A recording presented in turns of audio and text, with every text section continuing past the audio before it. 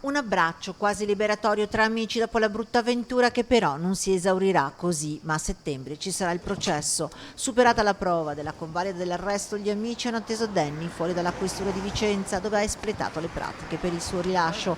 Provato ma sereno, Danny ribadisce la sua versione di quanto accaduto. Posso dire che è una situazione abbastanza allucinante perché non me l'aspettavo proprio da un pubblico ufficiale arrivare al punto di aggredire un cittadino sia straniero sia italiano. Hai avuto paura?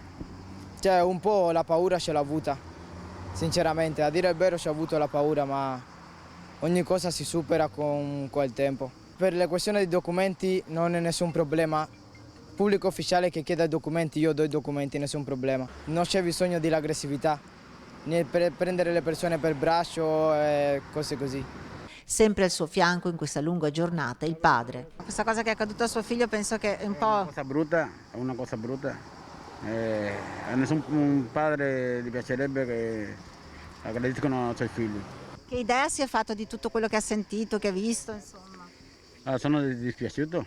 Io sono felice adesso che mio figlio È a casa. è a casa.